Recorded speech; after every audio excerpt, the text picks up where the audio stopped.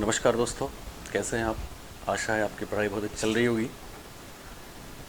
आज हम रेट के लिए एक बेहद महत्वपूर्ण topic thinking and problem solving पे कुछ प्रश्न आपके लिए पेश कर रहे हैं।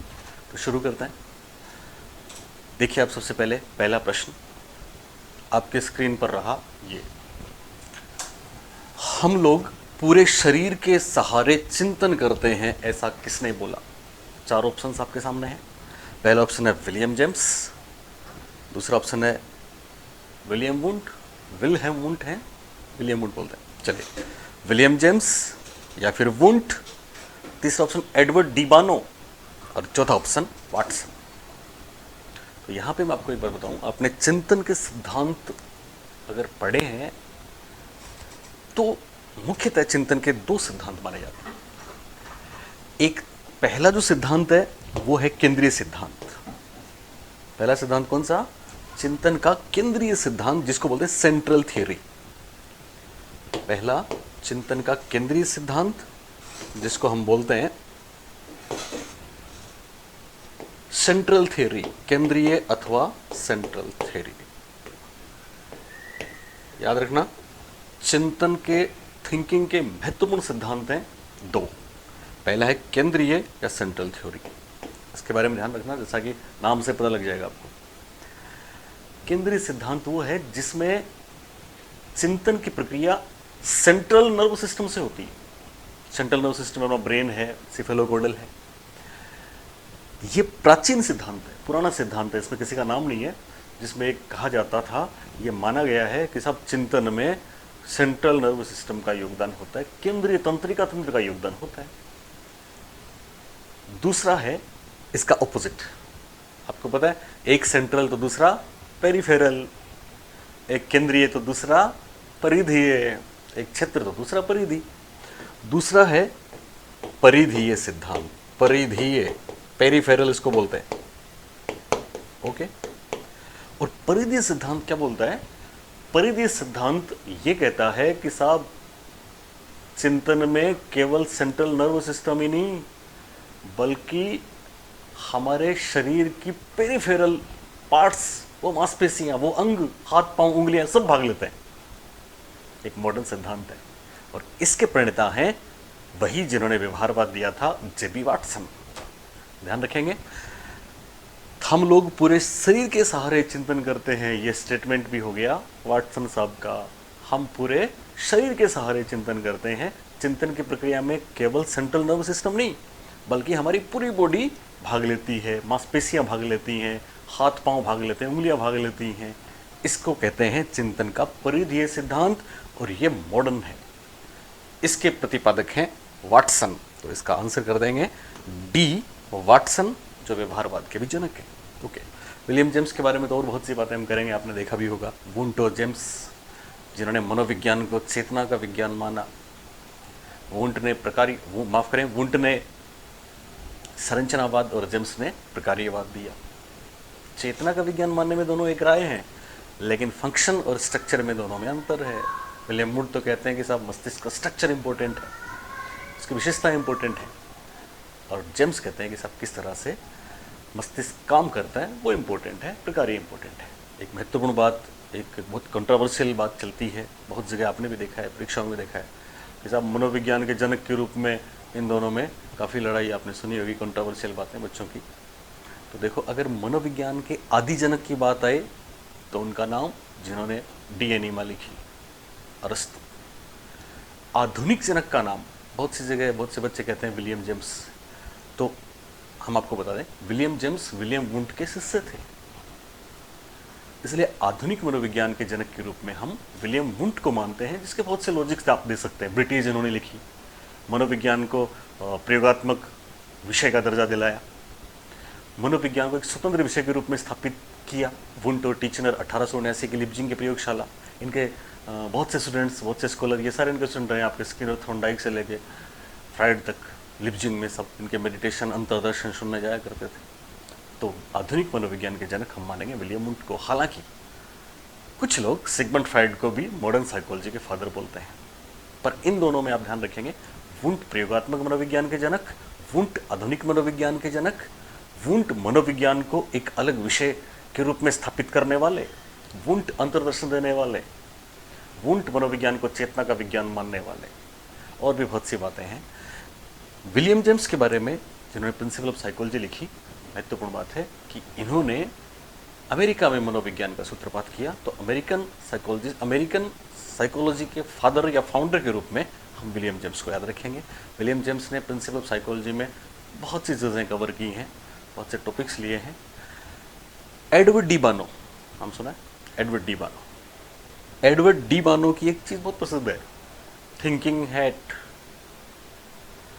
थिंकिंग हैट, चिंतन टोप, कैप।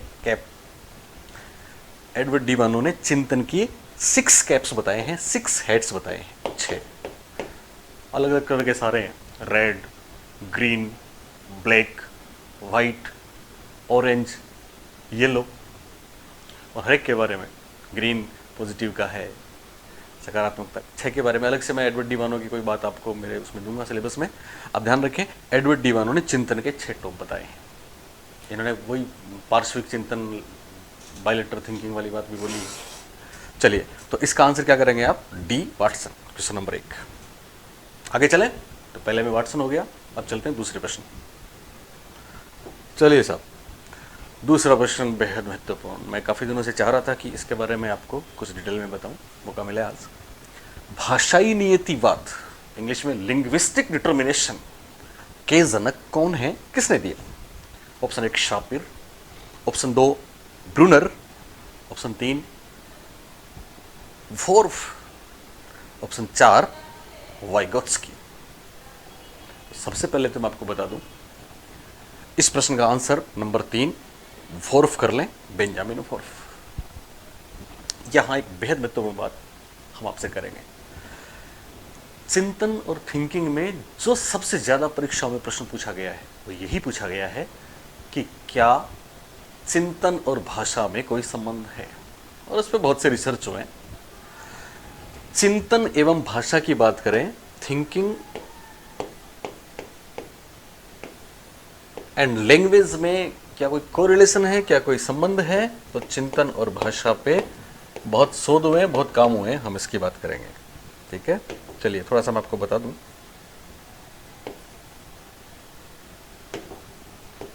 चिंतन और भाषा, चलिए चिंतन और भाषा में हमको क्या ध्यान रखना है? चिंतन एवं भाषा,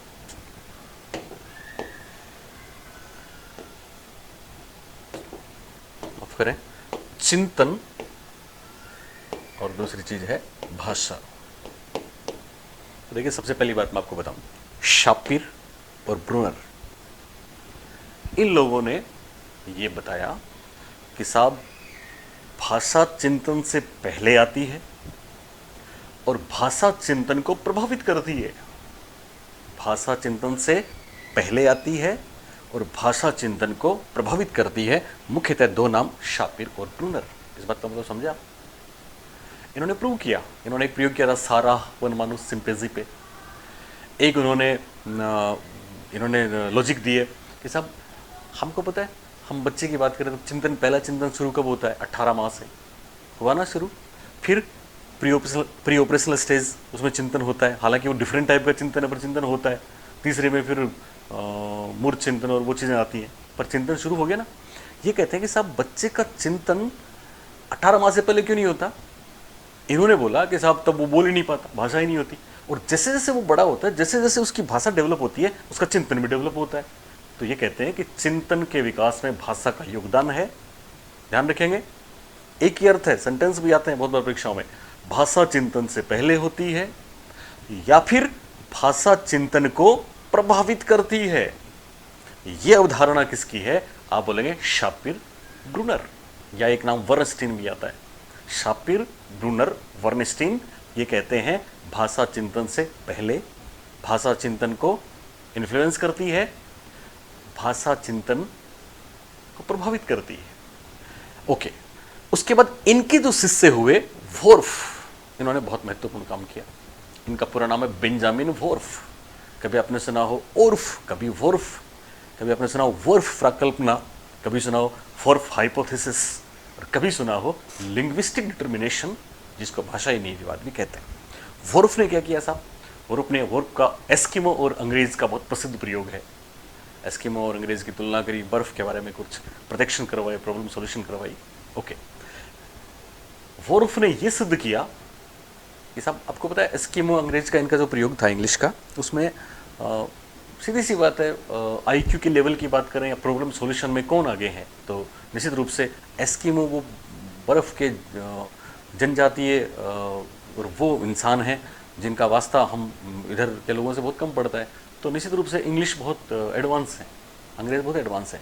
प्रॉब्लम सॉल्यूशन में अंग्रेज एडवांस है एस्किमो से, लेकिन बर्फ़ के मामले में जो भी प्रॉब्लम सॉल्यूशन थी उसमें एस्किमो आगे निकल गई। बेंजामिन वोर्फ ने तर्क दिया कि इसका एक ही कारण है कि बर्फ़ के बारे में अंग्रेज तो केवल 1 या 2 या 3 शब्द जानते थे डिक्शनरी में, लेकिन वो चूंकि बर्फ़ में रहते हैं इसलिए हर प्रकार के बर्फ़ के बारे में, उसके परसेप्शन के बारे में उन्होंने, उनके पास एटलीस्ट 1 डजन वर्ड्स थे बर्फ़ के बारे में। इसका मतलब उनकी भाषा की जो वोकेबुलरी थी वो बेहतर थी, वो इनरिच थी। केवल बर्फ़ के बारे में वो उनकी डिक्शनरी मजबूत थी, इसलिए बर्फ़ के बारे में प्रॉब्लम सॉल्यूशन में वो उनसे आगे हो गए। बाकी दूसरे प्रॉब्लम सॉल्यूशन में इंग्लिश आगे रहे, तो प्रूव हो गया ना। ये बात प्रूव करने वाले थे बेंजामिन वोर्फ। और बेंजामिन वोर्फ की ये वाली जो बात है, इसको बोलते हैं भाषाई नियतिवाद, इंग्लिश में लिंग्विस्टिक डिटर्मिनेशन। या फिर इनका एक स्टेटमेंट बहुत बार परीक्षा में आता है कि साहब आपको याद है शापिर ब्रूनर ने क्या बोला था, भाषा चिंतन को प्रभावित करती है या भाषा चिंतन से पहले उत्पन्न होती है। इन्होंने बोला, वोर्फ ने, कि भाषा चिंतन को प्रभावित ही नहीं करती साहब, बल्कि निर्धारित भी करती है। फर्क हुआ ना। इन्होंने बोला प्रभावित करती है, ये कहते हैं प्रभावित ही नहीं करती बल्कि क्या करती है, निर्धारित भी करती है। और ये वाली बात लिंग्विस्टिक डिटर्मिनेशन कहलाती है। यहाँ एक और महत्वपूर्ण बात हम आपको बताएं, आपको ध्यान रखना है, जीन पियाजे नाम सुना है? जीन पियाजे इनसे दूसरा इतर रुख रखते हैं, जीन पियाजे इनसे अपोजिट हैं। जीन पियाजे इस बात को नहीं मानते साहब। पियाजे कहते हैं कि साहब चिंतन पहले आता है, भाषा बाद में होती है। चिंतन को दूसरा, चिंतन को हम विचार भी कह सकते हैं, थॉट भी कहते हैं। तो वो कहते हैं थॉट पहले आता है, कंसेप्ट पहले बनता है और भाषा बाद में आती है। और जीन पियाजे इसको प्रूव करते हैं, अपने लॉजिक्स देते हैं। जीन पियाजे कहते हैं कि बच्चा, भाषा तो बाद में, दूर पास, ये जो कंसेप्ट है ना, लंबा छोटा, प्री ऑपरेशनल के फिर कंक्रीट ऑपरेशनल कंसेप्ट बच्चा बोलता है, ये बोलता तो बाद में, लेकिन वो दूर पास को समझता पहले। तो याद रखेंगे, पियाजे चिंतन में भाषा को महत्वपूर्ण नहीं मानते। या फिर कभी आपको ऐसा पूछ ले कि साहब भाषा और चिंतन में चिंतन पहले होता है, भाषा बाद में, ये किसने कहा? तो जीन पियाजे। विचार पहले आता है, भाषा बाद में, ये किसने कहा? तो जीन पियाजे। भाषा चिंतन को प्रभावित नहीं करती, जीन पियाजे। और अगर यह आए भाषा चिंतन को प्रभावित करती है, तो इसमें शापिर, वर्नस्टीन, ब्रूनर और वोर्फ के नाम है। लेकिन अगर केवल यह आता है कि साहब भाषा चिंतन को प्रभावित ही नहीं, निर्धारित भी करती है, जो सबसे तीक्ष्ण बात है, तो आएगा बेंजामिन वोर्फ। क्लियर है आपको? एक ऑप्शन है वाइगोत्स्की और जीन पियाजे में केवल एक ही बात पे कॉन्ट्राडिक्शन है साहब, कंस्ट्रक्टिविज्म में दोनों का नाम आता है, साथ में ब्रूनर का भी आता है। वाइगोत्स्की ने बहुत सी टर्म्स दी हैं, हम बात भी करेंगे BZPD की, MKO की। तो वाइगोत्स्की और पियाजे में एक बात में कंट्रोवर्सन है, याद रखना, कॉन्ट्राडिक्शन है, माफ़ करें, याद रखना कि जीन पियाजे तो कहते हैं कि बच्चा ज्ञान का निर्माण खुद ही करता है, और वाइगोत्स्की कहते हैं कि सोशियो कल्चर एनवायरनमेंट में करता है, दूसरों के सहयोग से करता है। तो वाइगोत्स्की तो सामाजिक निर्मितवाद के जनक माने जाएंगे और जीन पियाजे वैयक्तिक निर्मितवाद के जनक माने जाते हैं। ओके, यहाँ वाइगोत्स्की क्या बोलते हैं, सुनना। वाइगोत्स्की दोनों के बीच की बात रखते हैं, ना तो पियाजे की तरफ और ना इनकी तरफ, वो बीच वाली बात रखते हैं। और वाइगोत्स्की कहते हैं कि सब चिंतन और भाषा दोनों इंडिपेंडेंट हैं, दोनों अलग अलग हैं और दोनों का विकास भी अलग अलग होता है। हालांकि वाइगोत्स्की भाषा को महत्वपूर्ण मानते हैं, संस्कृति को महत्वपूर्ण मानते हैं, लेकिन वो ये वाली बात इस तरह से कहते हैं कि भाषा और चिंतन दोनों इंडिपेंडेंट हैं, अलग अलग हैं, और दोनों का विकास भी अलग अलग होता है। ये बहुत महत्वपूर्ण बात आप याद रखेंगे। एक बार फिर आपको बता दूं, भाषा चिंतन से पहले आती है या प्रभावित करती है, तो आप 4 लोगों के नाम याद रखेंगे। पहला नाम शापिर, दूसरा नाम वर्नस्टीन, तीसरा नाम ब्रूनर और चौथा नाम वॉर्फ। और अगर ये पूछा जाए कि भाषा चिंतन को प्रभावित ही नहीं निर्धारित भी करती है, तो आपको ध्यान रखना है बेंजामिन वॉर्फ का नाम। इसी को लिंग्विस्टिक डिटर्मिनेशन कहते हैं, वॉर्फ प्राकल्पना कहते हैं, वॉर्फ हाइपोथेसिस कहते हैं।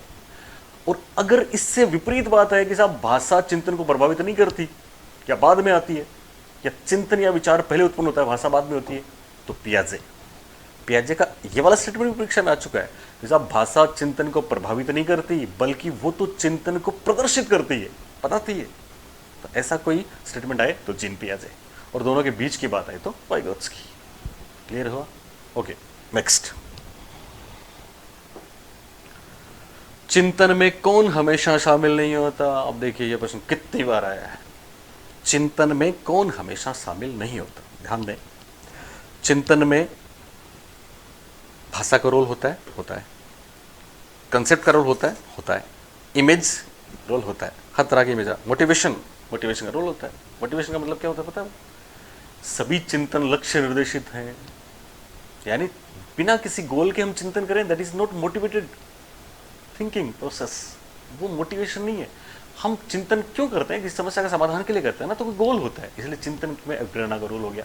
और चिंतन में हम आपको बता चुके हैं इमेज का रोल तो है ही है, चिंतन में सिंबल का रोल भी है, ठीक है, याद रखेंगे। यहाँ पे भाषा का रोल भी है, लेकिन इस प्रश्न का उत्तर क्या होगा उसके लिए आप देखेंगे कि किसी एक ने ये पुरजोर बोला है कि साहब बिना भाषा के भी चिंतन होता है। कौन थे वो? जीन पियाजे। जीन पियाजे के साथ ध्यान रखना, क्लार्क हल का नाम भी कभी पूछा जा सकता है। जीन पियाजे और क्लार्क हल ने बोला चिंतन में भाषा महत्वपूर्ण नहीं होती। अब यहां जो प्रश्न बना है वो वहीं से बना है, चिंतन में कौन हमेशा शामिल नहीं होता। बाकी लोग तो कहते हैं, पर पियाजे कहते हैं भाषा नहीं होती, भाषा के बिना चिंतन होता है, इसलिए इसका आंसर होगा ए, भाषा। क्लियर है सबको? चिंतन में हमेशा कौन शामिल नहीं है? भाषा। ओके, किसने बोला था? पियाजे ने। चलिए साहब, चौथा प्रश्न। उम्मीद कर रहा हूं आप लोग कंसेप्ट समझ रहे होंगे, आप समझे। मैं आपको बुक के बारे में बताऊंगा, मेरी बुक अभी जो चल रही है उसके बारे में बताऊंगा, और कुछ बहुत अच्छी चीज़ें करेंगे हम। बस आपको दिल लगा के यूं ही सुनते जाएं, कंसेप्ट पढ़ते जाएं, इंग्लिश के टर्म्स में विषय ध्यान दें। चले, गुड।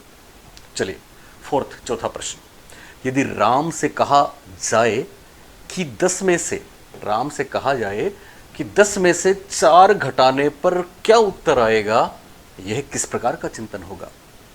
स्वली चिंतन, ऑटिस्टिक थिंकिंग, अभिसारी चिंतन, कन्वर्जेंट थिंकिंग, आलोचनात्मक चिंतन, इवेल्युएटिंग या क्रिटिकल बोलते हैं कई बार, और अपसारी चिंतन, डाइवर्जेंट। एक काफी महत्वपूर्ण प्रश्न है, ध्यान देंगे। दो चीजें पहले आप समझ लें। एक तो कन्वर्जेंट और डाइवर्जेंट, इनमें फर्क है। कन्वर्जेंट को हिंदी में बोलते हैं अभिसारी। क्या बोलते हैं? अभिसारी। और डाइवर्जेंट को हिंदी में बोलते हैं अपसारी। जो एक बिंदु पे, एक केंद्र पे आता है वो तो होता है कन्वर्जेंट, और जो बिंदु से बाहर की तरफ, चारों तरफ जाता है वो क्या होता है? डाइवर्जेंट। इसका मतलब कन्वर्जेंट या अभिसारी चिंतन वो होता है जिसमें एक ही जवाब होता है, एक ही सॉल्यूशन होता है, एक ही समाधान होता है। और अपसारी वो है जिसमें बहुत से समाधान होते हैं। इसलिए आपने कई बार सुना होगा, अपसारी चिंतन सृजनात्मक चिंतन का एक दूसरा नाम है, क्योंकि वो आउट ऑफ बॉक्स जाता है, वो चारों तरफ जाता है। और अभिसारी चिंतन एक ही जवाब देता है, एक समाधान, एक आंसर। कई बार आपने सुना ना, बुद्धि का संबंध अभिसारी चिंतन और सृजनात्मकता का संबंध अपसारी चिंतन से, वो इसलिए है। तो एक समाधान। यहाँ पे एक और है, क्लोज्ड क्वेश्चंस या फिर क्लोज एंड क्वेश्चंस, ऐसा आपने कई बार सुना होगा। एक ओपन एंड, मुक्त उत्तर वाले प्रश्न। तो मुक्त उत्तर तो चारों तरफ वाले हैं, और क्लोज्ड केवल कन्वर्जेंट हैं। तो यहां ये पूछा 10 में से 4 घटाने पर, बोले इसका आंसर बोलिए आप, 7। क्या इसका, इसके अलावा और कोई आंसर आ सकता है? अब प्रोसेस कोई भी ले, आंसर एक ही आएगा। इसका मतलब ये क्लोज एंडेड क्वेश्चन है, ये बंद उत्तर है। इसका मतलब एक ही उत्तर है, और जहां एक उत्तर वहां अभिसारी, और जहां बहुत से उत्तर वहां अपसारी। तो आंसर करेंगे कन्वर्जेंट। देखो, स्वली आलोचनात्मक की बात करूं, स्वली चिंतन, ऑटिस्टिक थिंकिंग, और यथार्थवादी चिंतन, रियलिस्टिक थिंकिंग, ये काफ़ी परीक्षा में पूछे जाते हैं। जिम्बार्ड और रूक ने 2 प्रकार बताए थे, ऑटिस्टिक और रियलिस्टिक, उनकी फिर कभी बात करेंगे हम। स्वली चिंतन में कल्पना होती है, कोई वास्तविक समाधान नहीं होता, और रियलिस्टिक में वास्तविक होता है। फिर रियलिस्टिक चिंतन के कई भाग होते हैं, जैसे अभिसारी है, उपसारी है, इवेल्युएटिंग है, ठीक है, 3 प्रकार बताए थे उन्होंने। एनीवे उनकी बात करेंगे। आलोचनात्मक इवेल्युएटिंग हमेशा याद रखना, मैं बताता हूं आपको। इसमें तो केवल कल्पना है, पहले में कल्पना है, कोई समाधान नहीं है। कल्पना में आप दुखी हो रहे हैं तो कल्पना में फिर हम आईएएस बनते हैं, ओके। अभिसारी चिंतन में कितने जवाब? 1 जवाब। अपसारी चिंतन में बहुत से जवाब, यानी ये ओपन एंड है, ओपन एंड, मुक्त उत्तर वाला है। मान लो हम आपसे बोलें कि बिजली हो ही नहीं तो, मान लो हम आपको बोलें आपके पंख लग जाएं तो, मान लो हम आपको बोलें आपके घर के पहिए लग जाएं तो इसका कोई एक जवाब नहीं होता, इसके बहुत से जवाब होते हैं। इसको बोलते हैं अपसारी चिंतन। और आलोचनात्मक चिंतन में केवल एक ही बात ध्यान रखनी है, क्रिटिकल या इवेल्युएटिंग थिंकिंग वो है जिसमें हम आंख बंद करके विश्वास नहीं करते किसी पे, प्लस माइनस दोनों देखेंगे, केवल इतना ध्यान रखना, वो आलोचनात्मक। तो इसका आंसर हो गया अभिसारी चिंतन, ओके। चौथे का नंबर 5, स्वली चिंतन किसकी अभिव्यक्ति है? भाषा, अभिप्रेरणा, काल्पनिक विचारों और वास्तविक स्थिति की काल्पनिक विचारों। सी, खास जरूरत नहीं मेरे ख्याल से कुछ एक्सप्लेन करने की, ओके। तो सी काल्पनिक, स्वली चिंतन। नेक्स्ट और मैं तो मैटलिन के अनुसार समस्या समाधान के बाद की अवस्था है। तो मैं आपको बता दूं, याद रखना, मैटलिन साहब का नाम, मैटलिन का समस्या समाधान में रोल है। इन्होंने समस्या समाधान के लिए मैटलिन लक्ष्य अवस्था, मौलिक अवस्था, नियम। पहले प्रश्न देखें, मैटलिन के अनुसार समस्या के समाधान के बाद की अवस्था है लक्ष्य अवस्था या मौलिक अवस्था या नियम या एल्गोरिथम। एल्गोरिथम जानते हैं आप, काफी प्रश्न है इस पे, ओके। मैटलिन ने समस्या समाधान की 3 अवस्थाएं बताई, याद रखना इस बात को, सिंपली 3, मैंने तीनों लिख दी इसमें। पहली अवस्था वो है जब हमारे सामने समस्या आती है, जब हमारे सामने समस्या आती है उसको उन्होंने नाम दिया मौलिक अवस्था, यानी समस्या वाली अवस्था, समस्या का सामना करना। तो समस्या का सामना करने वाली अवस्था कौन सी हो गई? मौलिक अवस्था। और एक स्टेज वो है जिसमें समाधान हो चुका होता है, हो जाता है, उसको उन्होंने बोला गोल स्टेज, गोल स्टेट। गोल स्टेट या लक्ष्य अवस्था में समाधान हो चुका है, उसको बोलेंगे समाधान के बाद, समाधान के बाद की अवस्था। और इन दोनों के बीच में जो प्रोसेस हुआ उसको उन्होंने बोला रूल्स।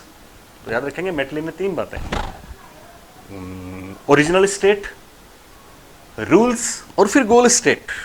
ओरिजिनल स्टेट मौलिक अवस्था, समस्या जब सामने आती है तब, लक्ष्य अवस्था जब समस्या का समाधान हो चुका है बाद में, और ये जो प्रोसीजर है इसको क्या बोलेंगे? नियम, प्रक्रिया। इसका मतलब रूल इन दोनों को जोड़ता है। एल्गोरिथम कुछ अलग सा है, अभी आपको बताऊंगा अगले प्रश्न में। एल्गोरिथम, ह्यूरिस्टिक, 2 प्रकार की विधियां हैं दरअसल। एल्गोरिथम को गणितीय विधि भी कहते हैं, रैंडम भी कहते हैं, यादृच्छिक अन्वेषण भी कहते हैं। अगले प्रश्न में लेंगे, ओके। तो इसका आंसर हो गया बाद की अवस्था, आंसर नंबर 1, लक्ष्य अवस्था, ऑप्शन नंबर 1, ठीक है। समस्या समाधान के बाद की अवस्था लक्ष्य अवस्था, समस्या उत्पन्न हुई वो स्थिति कौन सी? ओरिजिनल, मौलिक, और समस्या के समाधान का प्रोसीजर, रूल्स, ओके। नेक्स्ट, भूल भुलैया टीम एज। भूल भुलैया टीम एज में सही पथ का निर्धारण किस प्रविधि का उदाहरण है? ऑप्शन 1, साधन साध्य विश्लेषण, मीन्स एंड्स एनालिसिस, जो MES के नाम से प्रसिद्ध है, कई बार सुनते होंगे आप, MEA माफ करें, MEA। पश्चगामी अन्वेषण, कई बार पश्चगामी शब्द, कई बार पृष्ठोन्मुखी, ऐसे कुछ शब्द आते हैं इंग्लिश में। बैकवर्ड सर्च, तीसरी योजना विधि, प्लानिंग मेथड, और चौथा यादृच्छिक अन्वेषण, रैंडम सर्च। ये रैंडम सर्च ही एल्गोरिदम है। दरअसल भूल भुलैया में सही पथ का निर्धारण किस प्रविधि का उदाहरण है? भूल भुलैया जानते हैं ना, टीम एज या जिग्सा। तो कई बार आपने हल किया होगा तो आपने देखा होगा कि हम भूल भुलैया में फिर अटक जाते हैं। कई बार कुछ लोग आपने देखा ना, लास्ट पॉइंट से पहले चलते हैं। खरगोश को उसके घर तक पहुंचाना, चूहे को भोजन तक पहुंचाना, तो हम रिवर्स चलते हैं, उल्टा चलते हैं, जल्दी हो जाता है, इसी को बोलते हैं। तो भूल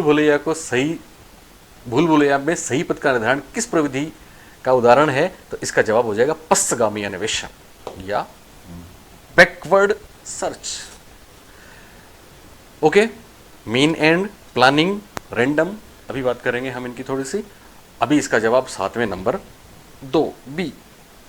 ओके, अब है संप्रत्यय का वह नियम जिसमें समस्या के समाधान की गारंटी होती है, वह कौन सा? तो देखिए आप, संप्रत्यय का वह नियम, सेम वही बात है, समस्या समाधान भी कह सकते हैं, जिसमें समाधान की गारंटी होती है, वह कौन सा होता है?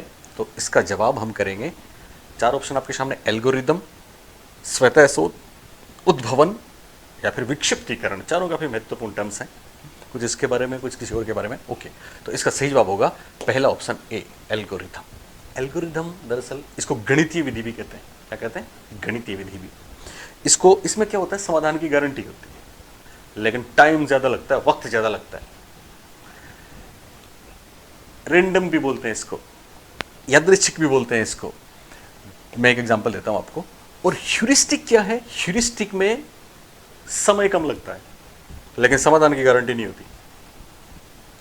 इसमें समाधान की गारंटी है, इसमें समाधान की गारंटी नहीं है। समय किसमें कम लगेगा? ह्यूरिस्टिक में। एल्गोरिदम में टाइम तो ज्यादा लगता है, लेकिन गारंटी है। एक एग्जांपल देता हूं, आपको समझ में आएगा। एल्गोरिदम या गणितीय वाली या गारंटी वाली या फिर रेंडम सर्च वाली विधि में एक एनाग्राम लेते हैं हम, छोटा सा, जो काफी प्रचलित है, NSO।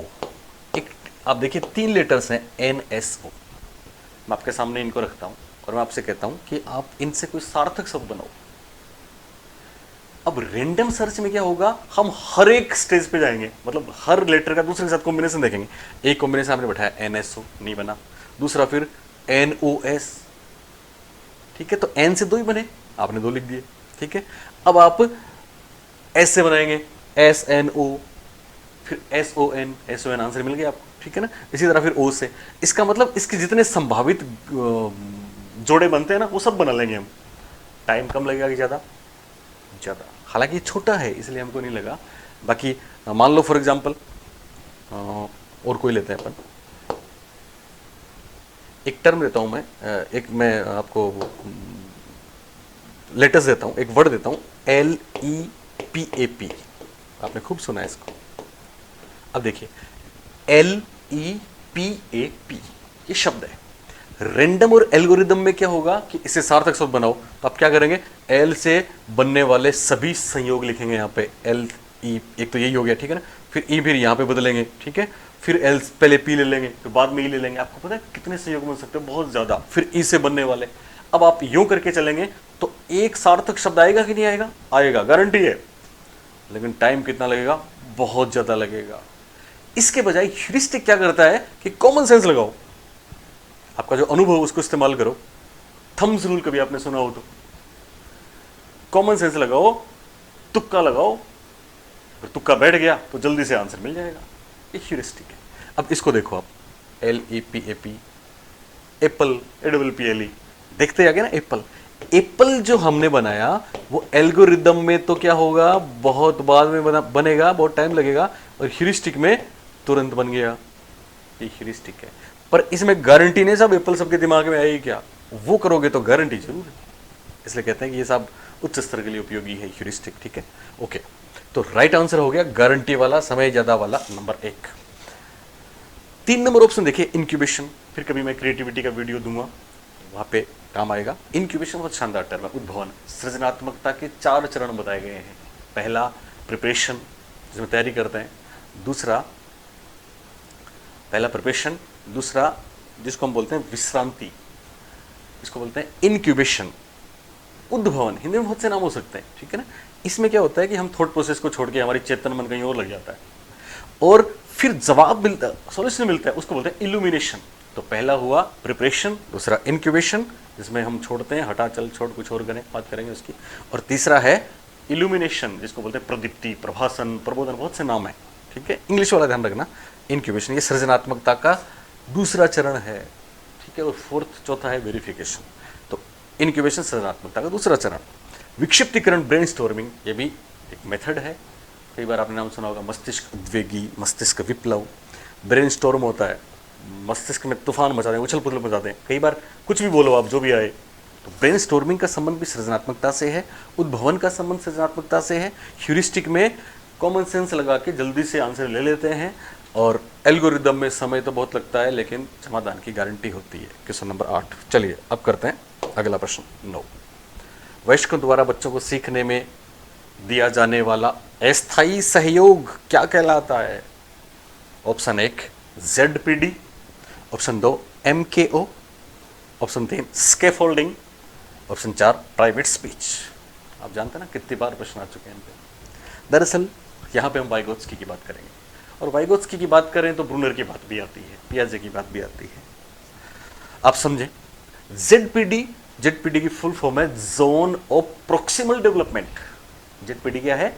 Zone of proximal development. Hindi में देखो कुछ भी हो सकता है, कई बार आपने सुना होगा समीपस्थ विकास का क्षेत्र, निकटस्थ विकास का क्षेत्र।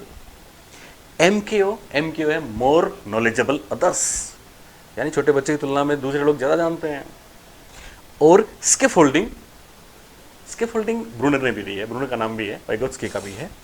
बड़ों द्वारा जो स्कैफोल्डिंग सहारा दिया जाता है, स्कैफोल्डिंग इंजीनियरिंग का वर्ड है, थोड़ा मैं आपको बताता हूँ तीनों के बारे में।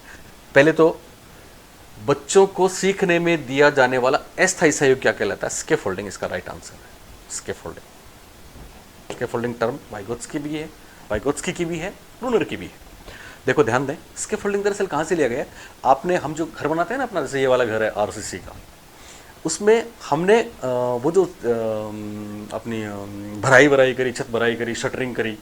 शटरिंग से पहले क्या हमने सीधे उस पर इस पे ये छत की भराई कर दी? नहीं, उससे पहले हमने इसको सहारा देने के लिए एक ढांचा बनाया था ना, बल्लियाँ डाल के या किसी और तरीके से होता होगा। फिर हमने क्या उसको परमानेंट रखा या वापस हटा लिया? इसका मतलब दैट इज टेम्पररी। वो क्या है?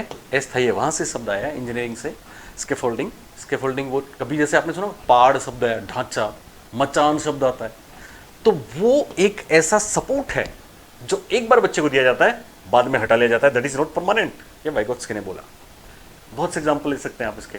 जैसे छोटा बच्चा साइकिल चलाना सीख रहा है, और वो खुद साइकिल सीखेगा तो पता नहीं कितना टाइम लगेगा उसको, तो हम क्या करते हैं, उसको सपोर्ट कर देते हैं, पकड़ के चल, थोड़ा सीखने लग गया तो फिर हम हटा लेंगे उसको। तो हमने हटाया ना। कोई भी एग्जाम्पल, बच्चे कुछ कर रहे हैं, जैसे ट्राइंगल है, उसमें 3 कलर भरने हैं एक बच्चे को, ठीक है, तो टीचर उसको देख रही है, भर रहा है, उसको ये बोला कि तीनों में बराबर एरिया होना चाहिए, तो बहुत मुश्किल रहेगा उसके लिए। फिर हम कुछ सहायता करें, उसको कुछ गाइड कर दें, ऐसा कोई इसका आपस में कुछ 3 भाग का वो कर लें, और फिर एक में दूसरा कलर, एक में दूसरा, ऐसा कोई हम बच्चों को बताएंगे, तुरंत वो कर देगा इसको। ये स्कैफोल्डिंग में दूसरे सहयोग देते हैं, बड़े सहयोग देते हैं। और वो सहयोग टेम्परेरी होता है कि परमानेंट? तो टेम्परेरी होता है, अस्थायी होता है। ओके, जेडपीडी में ध्यान रखेंगे। जैसे एक एग्जांपल मैं आपको दूं, ये बच्चा है, ये क्या है? चाइल्ड। जीन पियाजे क्या बोलते हैं? जीन पियाजे कहते हैं कि ज्ञान का निर्माण बच्चा खुद ही करता है, खुद ही। हालांकि वातावरण से इंटरेक्शन करेगा, लेकिन ज्ञान का निर्माण खुद ही करेगा, ये जीन पियाजे ने बोला। तो ये आ गया, वातावरण में ज्ञान का निर्माण करेगा, अपना विकास करेगा। लेकिन विकास की संभावनाएं कितनी असीम है, वो पोटेंशियल है, कितनी हो सकती है, ये यहाँ पे है। कितनी संभावनाएं हो सकती हैं, विकास का वो बिंदु, वो पॉइंट क्या हो सकता है, ठीक है। ये मैक्सिमम डेवलपमेंट हो सकता है, प्रोक्सिमल डेवलपमेंट हो सकता है, ठीक है। अब अगर ये किसी की सहायता नहीं लेगा, तो अभी वर्तमान में वो कितना कैपेबल है किसी काम को करने में, उसकी क्या एबिलिटी है, वो यहाँ पे है। और कहाँ तक जा सकता है, वो यहाँ पे है। इनके बीच में जो रास्ता है, इनके बीच में जो जोन है, इसको वाइगोत्स्की बोलते हैं ZPD, zone of proximal development. Scaffolding में आपको बता चुका हूँ। एमकेओ का मतलब है कि साहब वाइगोत्स्की बोलते हैं कि साहब दूसरे मतलब नहीं, छोटे बच्चे से वयस्क लोग ज़्यादा बेहतर जानते हैं। और एक बहुत बड़ी बात है इसमें, एक फिलोसफी है, मैं आपको बताऊँ। एक बच्चा खुद ही करके सीखेगा, या फिर दूसरे जो पहले से जानते हैं, तो वो धक्के खा के सीखेगा, तो वो उसको बहुत कुछ उसको पहले से बता देंगे, तो बोलिए हेल्प होगी कि नहीं। आप पहली बार कोई एग्जाम दे रहा है आप में से, तो पहली बार एग्जाम देगा, फॉर एग्जांपल सिविल सर्विस दे रहा है, RS दे रहा है, ICS दे रहा है पहली बार, तो उसको पहली बार में समझ में आएगा। इससे बढ़िया है ना कि अब जिन लोगों ने सक्सेस ली है, उनके अनुभव ले लो। आपको क्या क्या नहीं पढ़ना वो बता देंगे, ये नहीं पढ़ना, ये पढ़ना है। एक तो आप खुद 2 बार परीक्षा में फेल हो गए, सीखो। एक आपको कोई जो पहले से सफल है वो बता दे कि कौन बेहतर बुक है, कौन से तरीके बेहतर हैं, तो बोलिए हुआ कि नहीं। इसको बोलते हैं MKO, इसको बोलते हैं more knowledgeable others. Okay, private speech, egocentric speech, फिर हम जिक्र करेंगे समय समय पर इनका। वाइगोत्स्की ने दिया है कि बच्चा खुद से जो बात करता है, देखो इगोसेंट्रिक स्पीच क्या होती है, उसमें तो वो अपने नजरिए से पूरी दुनिया को देखता है, और प्राइवेट स्पीच पे वो खुद से ही बात करता है, खुद से बात करके सहज महसूस करता है, चीज़ों को बेहतर कर लेता है। जैसे इस पर भी प्रश्न आया था ना कि लड़की गुड़िया को संवार रही है, तो वो बात भी तो करती है उससे, ये कपड़ा तो ये नहीं देता, दूसरा कर दूँ, ये कर दूँ, ओके, ये प्राइवेट स्पीच है। तो कुल मिला के वयस्क द्वारा बच्चों को सिखाने में दिया जाने वाला अस्थायी सहयोग क्या कहलाएगा? सही जवाब है स्कैफोल्डिंग। स्कैफोल्डिंग शब्द इंजीनियरिंग से आया है। ओके, आखिरी प्रश्न है, यह विचार किसका कि किसी भी अवस्था में, बहुत महत्वपूर्ण है, यह विचार किसका कि किसी भी अवस्था में किसी भी व्यक्ति को कुछ भी सिखाया जा सकता है। एक चीज में है, किसी भी अवस्था में कुछ भी सिखाया जा सकता है, साथ में यह भी किसी भी व्यक्ति को। यह किसने बोला? पियाजे या ब्रूनर या आसुबेल या फिर गेने? बताइए, बहुत बार पूछेगा, फर्स्ट ग्रेड में बहुत आया। सही जवाब है ब्रूनर। मैं आपको ब्रूनर के 3 स्टेटमेंट बताता हूं। एक, किसी भी व्यक्ति को कभी भी कुछ भी सिखाया जा सकता है, ब्रूनर ने कहा। ब्रूनर का निर्मितवाद है, कंस्ट्रक्टिविज्म है। दूसरा, ब्रूनर चूंकि वाइगोत्स्की के समान बच्चे की संस्कृति को महत्वपूर्ण मानते हैं, इसलिए ब्रूनर का एक शब्द आपने कभी सुना होगा, पियाजे संस्कृति को महत्वपूर्ण नहीं मानते, ठीक है, ब्रूनर मानते हैं, वाइगोत्स्की मानते हैं। एक स्टेटमेंट आपने सुना होगा कि बच्चा एक नग्न बंदर नहीं बल्कि संस्कृति युक्त मानव है, मानव के समान है, जिसका संस्कृति के बिना कोई अस्तित्व नहीं है। ये ब्रूनर का दूसरा स्टेटमेंट है। और ब्रूनर का एक तीसरा स्टेटमेंट आपने सुना होगा कि बालक अपनी मान्यताओं के अनुरूप, यह खास बात है, अपनी मान्यताओं के अनुरूप तो कहीं ना कहीं कल्चर वाली बात है, बालक अपनी मान्यताओं के अनुरूप वातावरण से अंतरक्रिया करके नवीन ज्ञान को, एक शब्द इन्होंने दिया, पुनर्रचित। पुनर्रचित, पुनर्रचित को इंग्लिश में बोलेंगे रिकंस्ट्रक्टेड, पुनर्रचना, रिकंस्ट्रक्शन। बालक नवीन ज्ञान को पुनर्रचित या फिर पुनः श्रेणीबद्ध करने में बड़ी जल्दी दिखाता है। बालक अब नवीन ज्ञान को, नवीन सूचनाओं को वातावरण से अंतरक्रिया करके पुनर्रचित या पुनः श्रेणीबद्ध करने में बड़ी जल्दी दिखाता है। किसने बोला? ब्रूनर ने बोला। ब्रूनर का निर्मितवाद है। बच्चे का को संस्कृति युक्त मानव किसने बताया? ब्रूनर ने बताया। और सबसे बड़ी बात ब्रूनर ने कहा कि सब किसी भी व्यक्ति को कोई भी बात सिखाई जा सकती है, बशर्ते कि हम उसका कंस्ट्रक्शन उसको बता दें, मूल रूप, उपयोगी और मूल रूप बता दें। तो यह प्रश्न बहुत बार पूछा गया है कि किसी भी व्यक्ति को, किसी भी बालक को कोई भी बात कभी भी सिखाई जा सकती है। किसने बोला? ब्रूनर ने। पर शर्त यह है कि वो बात उपयोगी और वास्तविक रूप में होनी चाहिए। तो आज हम इतना ही करेंगे। आपको बहुत बहुत धन्यवाद। घर पे रहिए, सेफ रहिए, सकारात्मक रहिए, जीतेंगे हम। सक्रिय रहिए, देश के लिए कुछ सोचिए, करिए, खुश रहिए। Thank you.